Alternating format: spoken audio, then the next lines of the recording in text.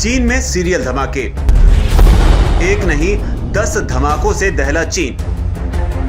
घबरा रहा है ड्रैगन। चीन में क्या चल रहा है, ये वो सवाल है जिसे चीन कभी भी दुनिया के सामने नहीं आने देना चाहता। चीन हर वो कोशिश करता है जिससे उसकी अंतर्राष्ट्रीय छवि को कोई धक्का ना लगे, और इसी कोशिश का नतीजा था कि कोरोना से हो रही जिन बेतहाशा मौतों को उसने छिपाने की कोशिश की, उसने पूरी दुनिया में मौत का वो तांडव खेला जिसकी किसी ने कभी कल्पना भी न की थी। लेकिन एक बार फिर चीन में कुछ खतरनाक चल रहा है।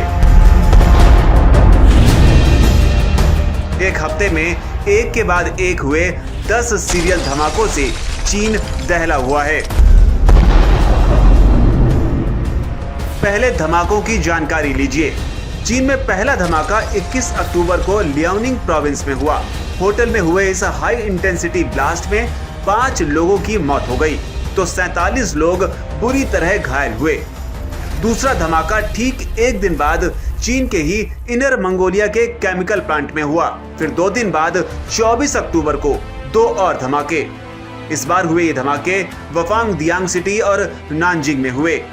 नानजिंग का धमाका उसकी यूनिवर्सिटी लैब में हुआ जिसमें 4 लोगों की मौत हो गई।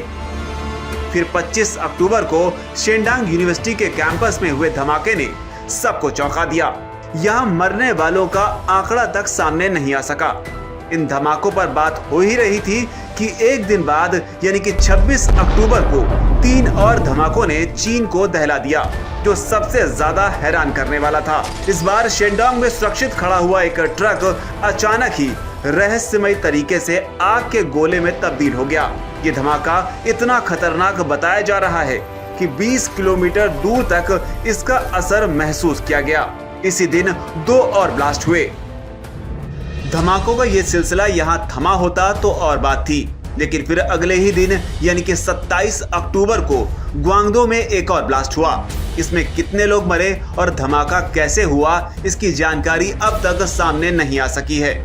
इसी दिन त्यांजिंग शहर में भी ब्लास्ट हुआ, यानी कि सिर्फ एक हफ्ते में हुए 10 ब्लास्ट, 13 मौतें और न जाने कितने घायल।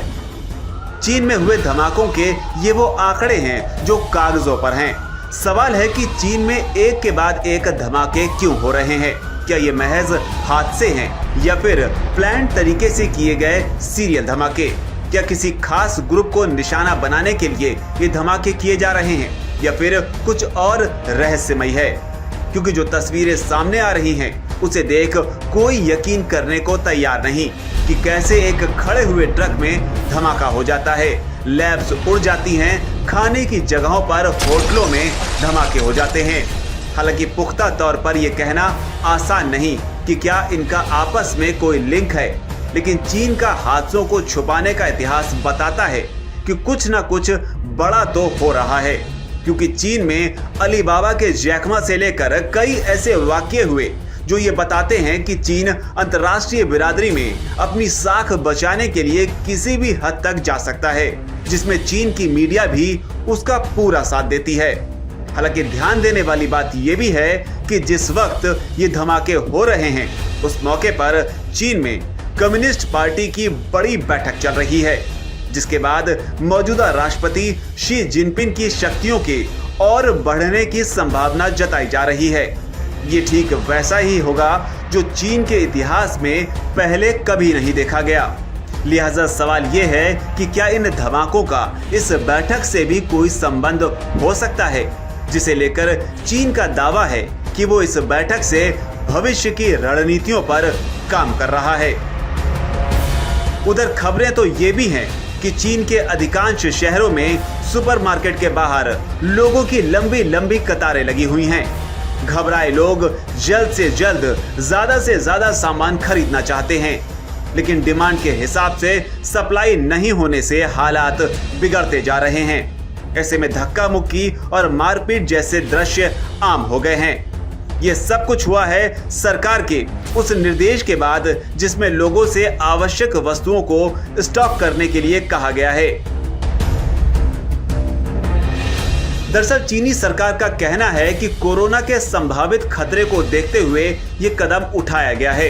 उधर हमारी सहयोगी वेबसाइट बियॉन्ड में छपी खबर के अनुसार चीन में सामने आए कोरोना के नए मामलों से सरकार घबरा गई है। सर्दियों में संक्रमण के बढ़ने की आशंका के बीच लोगों से आवश्यक वस्तुओं को स्टॉक करने की सलाह दी गई है। इसी के बाद से हालात खराब हो गए हैं। लोग ज्यादा से ज्यादा सामान खरीदने की कोशिश कर रहे हैं। ऐसे में डिमांड और सप्लाई के बीच पैदा हुए अंतर को कंपनियां पाटने में नाकाम हो रही हैं। दरअसल चीन के वाणिज्य मंत्रालय ने 1 नवंबर को स्थानीय सरकार को निर्देश दिया था कि लोगों को दैनिक जीवन और आपात स्थिति की जरूरतों को पूरा करने के लिए सब्जियों, तेल और चिकन सहित रोजमर्रा की जरूरी चीजों को स्टॉक करने के लिए प्रोत्साहित करें। लेकिन सवाल ये भी है कि क्या ये कोई वॉर की तैयारी है या वाकई कोरोना का डर। सरकार के इस निर्देश के बाद लोगों में घबराहट फैल गई। कयास लगाए जा रहे हैं कि चीन ताइवान से युद्ध की तैयारी में है, इसलिए लोगों से जरूरी सामान स्टॉक करने को कहा गया है। वहीं कुछ लोग इसे संभावित लॉकडाउन की नजर से भी देख रहे हैं। उनका मानना है कि कोरोना के सामने आए नए मामलों को देखते हुए सरकार सख्त कदम उठा सकती है और ये निर्देश उसी के तहत दिया गया है।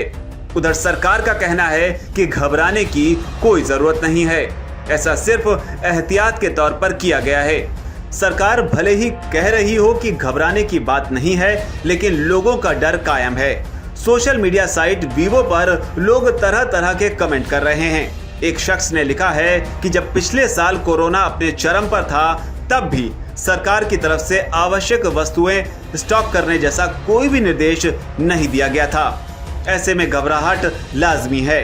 बहरहाल चीन में जारी धमाके और अफरा तफरी का माहौल यही बताता है कि कुछ तो है जिसे चीन दुनिया के सामने नहीं आने देना चाहता।